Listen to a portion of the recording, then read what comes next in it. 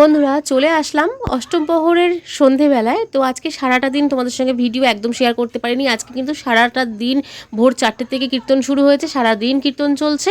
কাল রাতে লাস্টে তোমাদের সঙ্গে ভিডিও যা শেয়ার করেছিলাম, তারপর থেকে আর ভিডিও শেয়ার করতে পারিনি।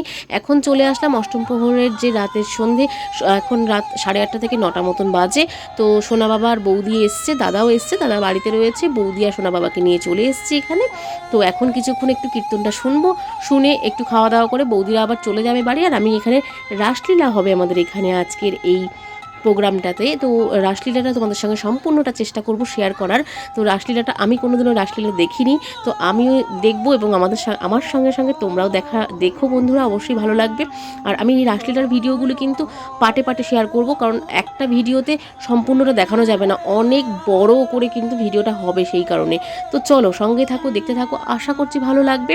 আর আমাদের এই ভিডিওগুলো কেমন লাগছে অবশ্যই কমেন্টে জানিও। ভালো লাগলে অবশ্যই একটা লাইক আর কমেন্ট করে আমাদের পেজটাকে ফলো করে যেতে ভুলো না। চলো বন্ধুরা সঙ্গে থাকো এবং দেখতে থাকো। রাসলীলার ভিডিওটা কিছুক্ষণ পরেই আসছি, তো কীর্তনটা হোক তারপরে আসছি। চলো।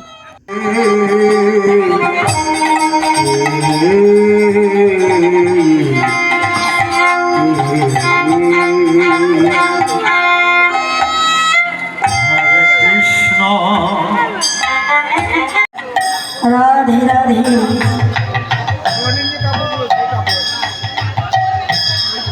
আজ আপনাদের সম্মুখে নবদিনাপানি সম্প্রদায় হাওড়া থেকে আগত এসেছে সেই রাস। এই রাসের কি মধু দেখুন, আজ সেই লীলা আপনাদের সম্মুখে তুলে ধরতে চলেছি। আমাদের অনেক ভুল ত্রুটি হবে, নিজ নিজ সন্তান মাত্র কয়েকজন গিয়েছেন, তাই তো? আমি একজন অভাগিনী, আমার ভাগ্যেও হয়নি আর কোনো। আমার চিন্তা করতে হবে না, আমরা চলো পথে পথে মুখে কৃষ্ণ বলো করো জয় রাধে জয় রাধে জয় রাধেশ্বর। জোর হলো না কিন্তু আজ মধুময় শ্রী বৃন্দাবনে ব্রজগোপীগণ মা কাত্যায়নের ব্রত করতে আসছে। কেমন ভাবে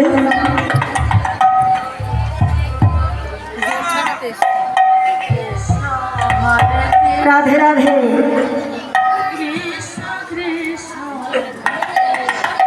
পূজার বাটাগুলি এখনো দেয়নি।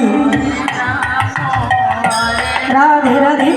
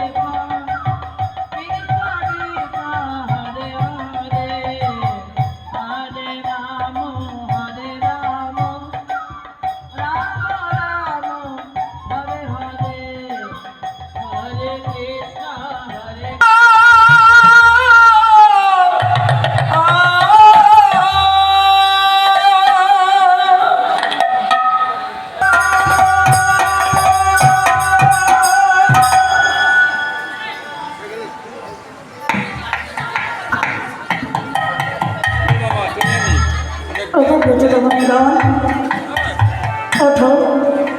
তোমাদের ব্রতে আমি সন্তুষ্ট হয়েছি। বলো তোমরা কি বর চাও? হে মা কাত্যায়নী, বর যদি দিতেই হয় তবে এই বর দাও।